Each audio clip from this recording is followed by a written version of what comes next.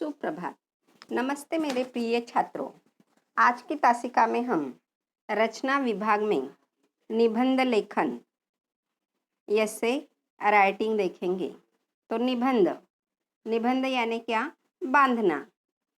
तो निबंध यानी शब्दों को एक दूसरे से बांधना, उसे हम निबंध कहते हैं। तो अपनी देखी, सुनी और अनुभव की हुई बातों को या किसी विषय पर विचारों को क्रमबद्ध लिखना निबंध होता है। निबंध लेखन से निरीक्षण व स्मरण शक्ति बढ़ती है। विचारों को क्रमबद्ध लिखने की आदत हो जाती है। तो निबंध के 5 भेद या प्रकार होते हैं। वर्णनात्मक निबंध, विवरणात्मक निबंध, विचारात्मक निबंध, कल्पनात्मक निबंध, आत्मकथात्मक निबंध। तो यह 5 प्रकार में से आपको कौन से भी लिखने के लिए 2 प्रकार पर निबंध दिए जाते हैं। तो अब निबंध लेखन करते समय किन किन बातों की ओर हमें ध्यान देना जरूरी होता है। तो निबंध यह 3 भागों में बांट लेना चाहिए। प्रस्तावना, विषय प्रतिपादन और उपसंहार। इसे आरंभ, मध्य व अंत तीनों भागों में बांटा जा सकता है।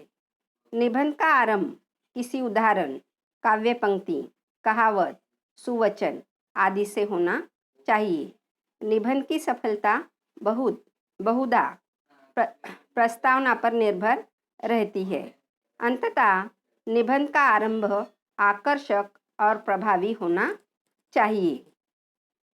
निबंध के मध्य भाग यानी विषय प्रतिपादन में अपने विचारों को क्रमबद्ध रूप से परिणाम की ओर ले जाना चाहिए।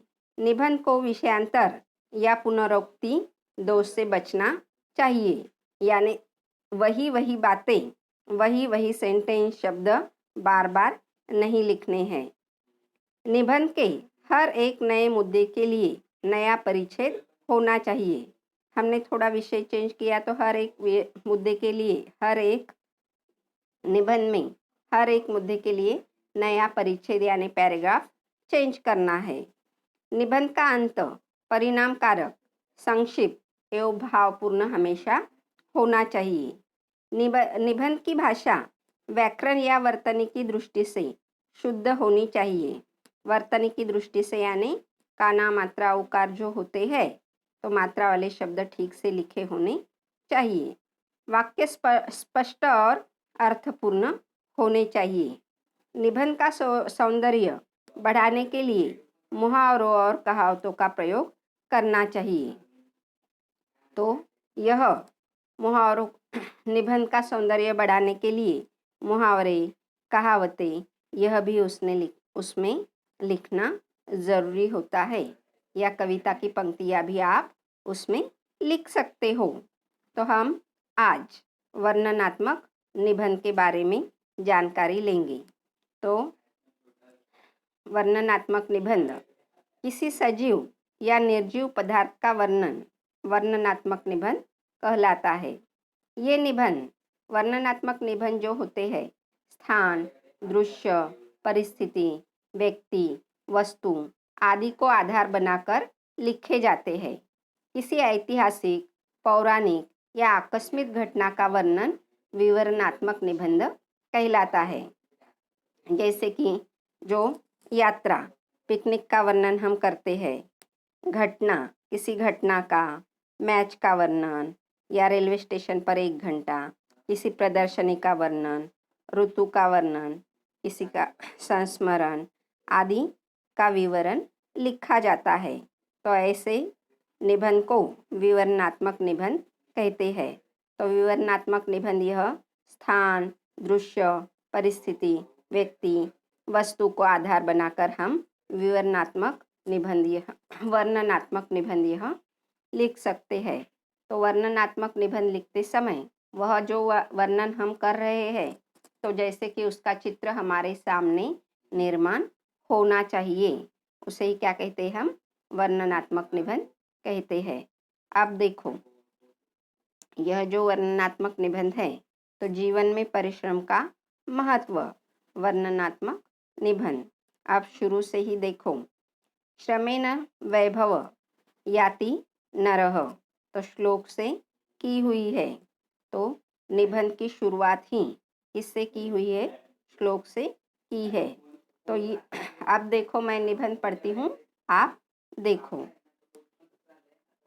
इस संस्कृत सुभाषित से श्रम का महत्व प्रकट होता है। जीवन में श्रम बहुत ही बड़ी चीज है। बिना श्रम के दुनिया में कुछ भी नहीं होता। श्रम के पेड़ पर ही सफलता के फूल और फल लगते हैं। जब संसार में सभी प्राणी अपने काम में व्यस्त रहते हैं, श्रम करते हैं, तो मनुष्य जो संसार का सर्वश्रेष्ठ प्राणी है, श्रम किए बिना कैसे रह सकता? जीवन एक संघर्ष है, उसमें उसे ही जीवन मिलता है जो श्रम करता है। आज संसार में जो राष्ट्र सबसे अधिक उन्नत है, वह परिश्रम के बल पर ही है। श्रम ही तरक्की, प्रगति और निर्माण कर सकता है। भारतीय वीरों ने श्रम का महत्व समझा, तब गुलामी रूपी जंजीर तोड़कर स्वतंत्रता की माला गले में पड़ी। कठिन परिश्रम करने वालों को ही मनचाही सफलता मिल सकती है। तो इसमें हम देखते हैं कि यह एक कविता भी है। काम करेंगे जग में हम कुछ नाम करेंगे। श्रम मनुष्य को स्वावलंबी बनाता है। जो श्रम नहीं करता वह आलसी होता है। आलसी व्यक्ति दुर्व्यसनों से लीन होता है तथा हमेशा दुखी रहता है। कुछ लोग श्रम की अपेक्षा भाग्य को अधिक महत्व देते हैं, लेकिन वे लोग जानते नहीं कि श्रम करने वाले ही ऊंची मंजिल तक पहुंच पाते हैं।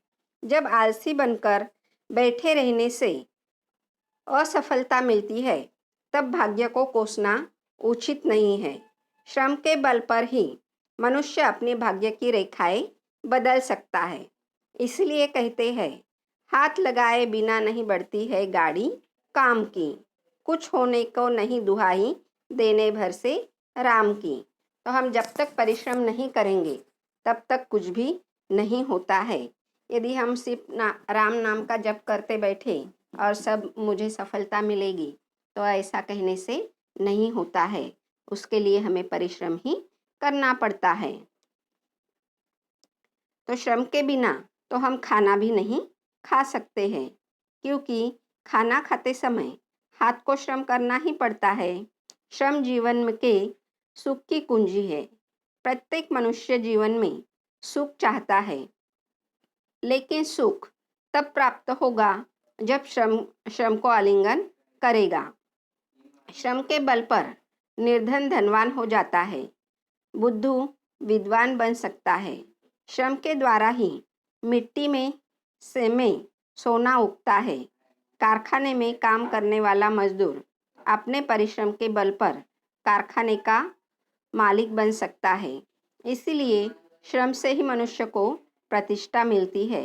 तो हम श्रम के महत्व के बारे में बहुत सारी कहानियाँ भी जानते हैं। जो किसान रहता है और उसके 4 आलसी बेटे होते हैं, तो वह धन गाड़ दिया है कहता है जमीन में, तो वह भी किस पर कहानी है? परिश्रम पर ही कहानी है। उसी तरह जो पाणिनि विद्वान है, जो व्याख्याकार है, तो उसकी भी कहानी हम सुनते हैं। तो मनुष्य अपने मन की कुछ इच्छाएं पूर्ण करना चाहता है, तो उसे हमेशा सच्ची लगन से श्रम करना होगा। जापान जैसा छोटा देश अपनी उद्योग प्रियता के कारण आर्थिक दृष्टि से संपन्न बन गया है। तो हम देखते हैं, जापान का यहाँ पर उदाहरण दिया है। जो जापान शहर है, तो दूसरे महायुद्ध में उस पर हिरोशिमा और नागासाकी, इन दोनों शहरों पर अणुबॉम्ब डाला गया था, तो बहुत सारा नुकसान हुआ था। फिर भी उन्होंने परिश्रम से ही वह देश छोटा होकर भी उद्योग प्रियता के कारण आर्थिक दृष्टि से आज बहुत संपन्न बन गया है। श्रम सफलता का मूल मंत्र है। तो यहाँ पर तुम्हारा निबंध पूर्ण होता है। तो यह निबंध लेखन, वर्णनात्मक निबंध लेखन आपको आपके निबंध के बुक में लिखनी है। धन्यवाद छात्रों।